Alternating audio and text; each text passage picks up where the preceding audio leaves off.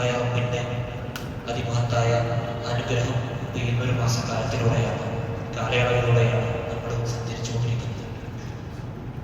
പടച്ച റബ്ബ് മഴ അനുഗ്രഹമായി നമുക്ക് നൽകുന്ന മൺസൂൺ കാലം. നമ്മുടെ തെക്കു പടിഞ്ഞാറൻ പ്രദേശത്ത് ജൂൺ മുതൽ ഒക്ടോബർ വരെയാണ് ഈ 6 മാസക്കാലാണ് നമുക്ക് മൺസൂണായിട്ട് ലഭിക്കുന്നത്. നമ്മുടെ മഴക്കാലം എന്ന് പറഞ്ഞാൽ നമ്മുടെ മാനവരാശിയുടെ സമ്പത്തിന്റെ 60% കൃഷിക്കാരെ സംബന്ധിച്ചിടത്തോളം അവരുടെ കൃഷിക്ക് നല്ലൊരു ശതമാനത്തിന് വേണ്ടതെല്ലാം ലഭിക്കുന്ന ഒരു മാസക്കാലാണ് മൺസൂൺ കാലം. മഴയെങ്ങാനും ഇല്ലാതായ ലോകത്തിന്റെ സമ്പദ് വ്യവസ്ഥയുടെ 60% അവതാളത്തിലാണ്. പടച്ചറപ്പിന്റെ അത്രയും അനുഗ്രഹമായ മഴ നമുക്കിങ്ങനെ വർഷിച്ചുകൊണ്ടിരിക്കണം. മൺസൂൺ എന്ന് പറയുന്ന ഈ പ്രയോഗം വരുന്നത് അറബിയിലെ മൗസിം എന്ന പദത്തിൽ നിന്ന്. ഇങ്ങനെ വാനശാസ്ത്രവുമായി ഭൂമിശാസ്ത്രവുമായി എല്ലാം തീരുമായ ഒരു ബന്ധം നമുക്ക് കാണാൻ സാധിക്കും. പണ്ട് മുതലേ അറബികൾ യാത്രക്കാരായതുകൊണ്ട് മുസ്ലിമീങ്ങൾ, നമ്മുടെ പൂർവികർ ലോകം മുഴുവനും ഇങ്ങനെ സഞ്ചരിക്കും, അല്ലെങ്കിൽ കച്ചവടങ്ങൾക്കായി, അല്ലെങ്കിൽ ലോകത്തിന്റെ ദിക്കുമൂലകളിൽ നിന്ന് കഅബാലയത്തിലേക്കായി സഞ്ചരിക്കുമ്പോൾ ലോകത്തിന്റെ ഏത് ദിക്കുമൂലയിലെത്തിയാലും കഅബയിലേക്ക് തന്നെ തിരിഞ്ഞു നിൽക്കണമെന്ന് നിർബന്ധ ബുദ്ധിയുള്ളതുകൊണ്ട് വാനശാസ്ത്രവും ഭൂമിശാസ്ത്രവും അതിഗഹനമായി പണ്ട് മുതലേ പഠനം നടത്തിയത് നമ്മുടെ പണ്ഡിതന്മാരാണ്. അതുകൊണ്ടാണ് ഇന്നും നമുക്ക് വാനശാസ്ത്രത്തിന്റെയും ഭൂമിശാസ്ത്രത്തിന്റെയും ഒരുപാട് സംഭാവനകൾ നമ്മുടെ പണ്ഡിതന്മാരുടെ, ഖവാരിസ്മിയുടെ, ഇമാം ഗസാലിയുടെ ഒക്കെ ഒരുപാട് സംഭാവനകൾ നമുക്കിങ്ങനെ കാണാൻ സാധിക്കും. പറഞ്ഞു വന്നത് ഈ മൺസൂൺ കാലം റഹ്മാനായ റബ്ബ് നമുക്ക് നൽകിയ അനുഗ്രഹമാണ്. നമ്മളിങ്ങനെ ചെറുപ്പത്തിലേ നമ്മുടെ സ്കൂളിൽ പഠിച്ചിട്ടുണ്ടല്ലേ, ഭൂമി അതിന്റെ അച്ചുതണ്ടിൽ ഒരു സാങ്കല്പികമായ ചെരുവിലാണ് എന്ന് നമ്മൾ പഠിച്ചിട്ടുണ്ട്. ആ ചെരുവ് കൊണ്ടാണ് 6 മാസക്കാലം ഭൂമിയുടെ ഒരു പ്രദേശത്ത് വെയിലും ഒരു പ്രദേശത്ത് മഴയും പെയ്യും. ആ 6 മാസം കൊണ്ടാണ് ഭൂമിയുടെ ഒരു പ്രദേശത്ത് ഒരു കാലം തണുപ്പും മറ്റൊരു കാലം ചൂടുമായി മാറുന്നത്. ലോകത്ത് ഒരു സമയത്ത് ഒരു പ്രദേശത്ത് തണുപ്പും മറ്റൊരു പ്രദേശത്ത് ചൂടുമാകുമ്പോഴാണ് കാറ്റ് പോലും സാധ്യമാക്കുന്നത്. നമ്മളതിന്റെ ഗഹനമായിട്ട് പഠനം നടത്തുന്ന സമയത്ത് ഖാലിഖായ റബ്ബ് എന്ത് മനോഹരമായിട്ടാണ് പ്രപഞ്ചത്തിന്റെ ഓരോ ചലനങ്ങളും പടച്ചറബ് ഇങ്ങനെ നിർണയിച്ചു കൊണ്ടിരിക്കുന്നത്, അതിന്റെ കതിർ കഥാകളെ പടച്ചറബ് ഇങ്ങനെ എഴുതി വരച്ചു കൊണ്ടിരിക്കുന്നത് നമുക്ക് കാണാൻ സാധിക്കും. നമുക്കിങ്ങനെ അതിന്റെ മേഖലകളിലൂടെ സഞ്ചരിക്കുമ്പോൾ നമ്മുടെ ഇന്ന് വെള്ളം നമുക്ക് ലഭിക്കുന്ന 6 മാസക്കാലത്തെ വെള്ളം, ഈ 6 മാസക്കാലത്തെ വെള്ളം പോലും എവിടുന്ന് വന്ന വെള്ളമാണ്? ഇതേ ഭൂമിയിലുള്ള വെള്ളം തന്നെയാണ്. ഇത് പെയ്യുന്ന മഴ പുതിയ വെള്ളമല്ല, ഇപ്പോണ്ടായ വെള്ളമല്ല. കാലങ്ങൾക്ക് മുമ്പേ പടച്ചറപ്പ് ഒരു കാലം ഇങ്ങനെ നമ്മുടെ ഭൂമിയിൽ കടലിലായി, പുഴയിലായി, അരുവിയിലായി സൂക്ഷിച്ചു വെച്ച വെള്ളമാണ്. എന്നിട്ട് റബ്ബിലെ 4 ലക്ഷത്തോളം വരുന്ന വോൾട്ടേജിനെ ഉണ്ടാക്കാൻ മാത്രം പ്രാപ്തമായ സൂര്യന്റെ വെളിച്ചത്തിൽ നിന്ന് അതിനെ ബാഷ്പീകരിച്ചെടുത്ത് ആകാശത്തിന്റെ പൊടിപടലങ്ങൾക്കിടയിൽ അതിനെ മേഘമായി പടച്ചറപ്പ് അതിനെ അവിടെ സ്വരൂപിച്ചു വെക്കുക. എന്നിട്ട് ഇങ്ങനെ കാറ്റിനെ കൊണ്ട് വേണ്ട ഇടങ്ങളിലേക്ക് ആ വെള്ളത്തെ പടച്ചറപ്പ് സഞ്ചരിപ്പിക്കാൻ വലിച്ചുകൊണ്ടുപോകാൻ, മേഘങ്ങളെ വലിച്ചു കൊണ്ടുപോകാൻ. അങ്ങനെ മേഘങ്ങളെ വലിച്ചു കൊണ്ടുപോയിട്ട് വേണ്ട ഇടങ്ങളിലേക്ക് മാത്രം പടച്ചറപ്പ് വെള്ളം ഇങ്ങനെ മഴയായിട്ട് ഒഴിച്ചു കൊടുക്കണം. ഖാലിഖായ റബ്ബ് എന്ത് മനോഹരമായിട്ടാണ് ഇങ്ങനെ എല്ലാ ഇവിടുന്ന് കൊണ്ടുപോകുന്ന മഴ ഇവിടെ മാത്രം പെയ്താലുള്ള അവസ്ഥ ആലോചിക്കട്ടെ. അല്ലെങ്കിൽ ഇവിടെ മാത്രം മഴ, മറ്റൊരിടമെങ്കിലും മഴയില്ല, അല്ലെങ്കിൽ ഇവിടെ മഴയില്ല, ബാക്കിയുള്ളടത്തൊക്കെ മഴയുണ്ട്. അങ്ങനെയല്ലല്ലോ, വേണ്ട സമയത്ത് വേണ്ട ഇടങ്ങളിലെല്ലാം മഴ പെയ്യിപ്പിക്കുന്ന ഖാലിഖായ റബ്ബിന്റെ ദൃഷ്ടാന്തത്തെ എന്റെ പ്രിയപ്പെട്ടവരെ നമ്മൾ മനസ്സിലാക്കണം. എന്ത് മനോഹരമായിട്ടാണ് റബ്ബിന് ഇങ്ങനെ കൈകാര്യം ചെയ്തു പോകുന്നത്. എന്ന് പറഞ്ഞിട്ട് മുബാറക എന്നാ പറയുന്നത്, മുബാറക്കായ വെള്ളത്തെ എന്നാണ് ഖുർആൻ പറയുന്നത്. മുബാറക് എന്ന് പറഞ്ഞാൽ എന്ന് മറ്റൊരിടത്ത് പറയുന്നുണ്ട്. എല്ലാം മനുഷ്യർക്ക് വേണ്ടതെല്ലാം, ജീവന് മുഴുവനുള്ളത് വെള്ളത്തെയാണ്. ഇവിടെ മുബാറക് എന്ന് പറയുന്ന പ്രയോഗത്തെ പ്രയോഗിച്ചു എന്ന് മുഫസ്സിരികൾ അതിന് ആലോചനകൾ നടത്തുന്നുണ്ട്. മുബാറക എന്ന് പറഞ്ഞാൽ ബറക്കത്താക്കപ്പെട്ടതാണ്. ബറക്കത്ത് എന്ന് പറഞ്ഞാൽ ജീവൻ എന്നത് സാധനം ഒതുങ്ങുന്നില്ല. ബറക്കത്ത് എന്ന് പറഞ്ഞാൽ മനുഷ്യന് വേണ്ടതെല്ലാം ലഭിക്കുന്നത് വെള്ളത്തിൽ നിന്നാണ്. മനുഷ്യന് വേണ്ടതെല്ലാം വെള്ളത്തിൽ നിന്നാണ് ലഭിക്കുന്നത്. മനുഷ്യന് വേണ്ട ജീവൻ ലഭിക്കുന്നത്, അന്നം ലഭിക്കുന്നത്, സമാധാനം ലഭിക്കുന്നത്, സന്തോഷം ലഭിക്കുന്നത് എല്ലാം വെള്ളത്തിൽ നിന്നാണ്.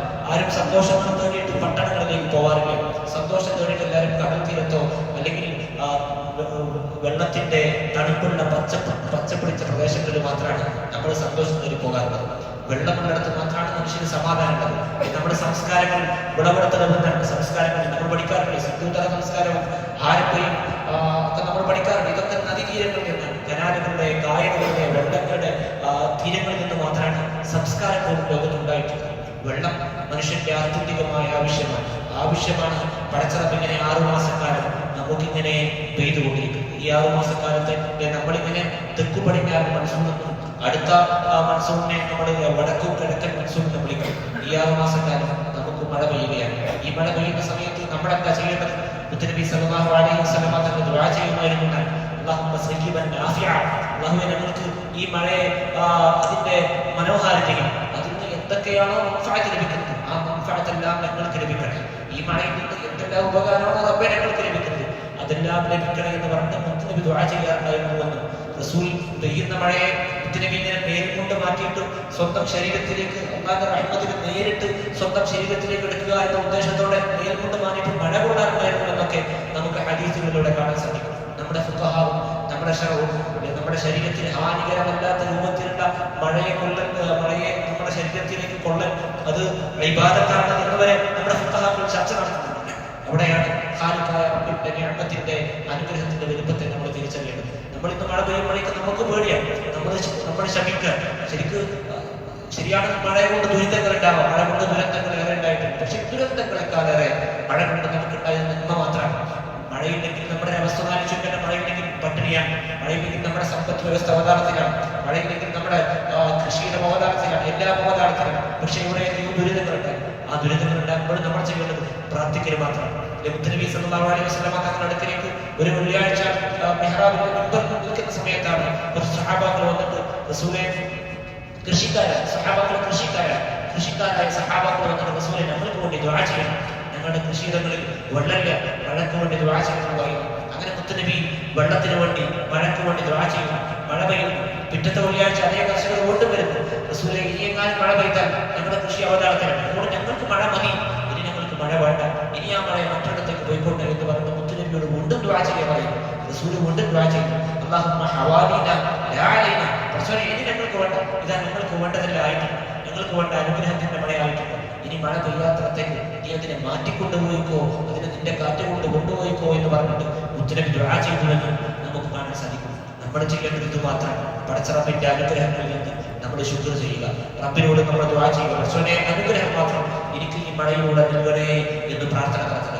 ഇതുകൊണ്ടുള്ള ദുരിതങ്ങളെ തൊട്ട് ഞങ്ങളെയും ഞങ്ങളുടെ നാടുകളെയും ഒക്കെ കാക്കണേ എന്ന് റബ്ബിനോട് ദുആ ചെയ്യുക മാത്രമാണ് നമ്മുടെ ഉത്തരവാദിത്തം. അതോടൊപ്പം ദുരിതങ്ങളിൽ കഴിയുന്ന ആരെങ്കിലും ഉണ്ടെങ്കിൽ അവരെ ചേർത്ത് നിർത്തുക, വേണ്ട സഹായങ്ങൾ ചെയ്തു കൊടുക്കുക, അവരെ ദുരിതങ്ങളിൽ നിന്ന് മാറ്റിപ്പാർപ്പിക്കാനുള്ള വഴികളൊക്കെയും നമ്മൾ ചേർത്ത് നിൽക്കുക എന്നതാണ് മുസ്ലിമിന്റെ കർത്തവ്യം. റഹ്മാനായ റബ്ബ് നമ്മളെയൊക്കെ ഇങ്ങനെയുള്ള ദുരിതങ്ങളിൽ നിന്നൊക്കെ അല്ലാഹു നമ്മെ കാക്കുമാറാവട്ടെ.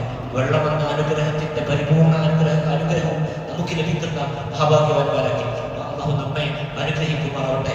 റഹ്മാനായ റബ്ബ് അവന്റെ നിഅമത്ത് എല്ലായിടങ്ങളിലും ഖൈറായ സമയത്ത് ഖൈറായ നിഅമത്തുകളെല്ലാം ചെയ്യുന്ന മഹാഭാഗ്യവാന്മാരിൽ അല്ലാഹു നമ്മെ ഉൾപ്പെടുത്തി അനുഗ്രഹിക്കുമാറാവട്ടെ. മുഅ്മിനീങ്ങളെ, ഒരു സഹോദരൻ പുറത്തിട്ട് കഴിയുന്നവരൊക്കെ സഹായിക്കണം. അതോടൊപ്പം നേരത്തെ സൂചിപ്പിച്ച നമ്മുടെ ശ്രീകുനി ഉമ്മർക്ക് പാരിചയ ചുമതലയാണ് ഉമ്മർക്കാർക്ക് വരുന്നത്.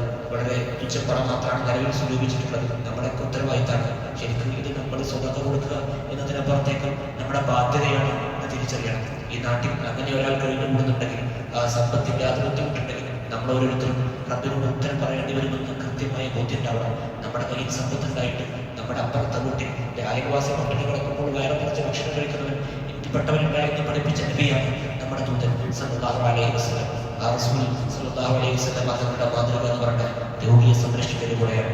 നമ്മുടെ വീട്ടിനകത്ത്, നമ്മുടെ നാട്ടിനകത്ത്, നമ്മുടെ മഹലിനകത്ത് ആരെങ്കിലും പട്ടിണി കിടക്കുന്നുണ്ടെങ്കിൽ, ആർക്കെങ്കിലും രോഗം കൊണ്ട് ബുദ്ധിമുട്ടുണ്ടെങ്കിൽ അവിടെ പോയിട്ട് അന്വേഷിക്കണം, അവിടെ പോയിട്ട് വേണ്ടതെല്ലാം ചെയ്തു കൊടുക്കണം.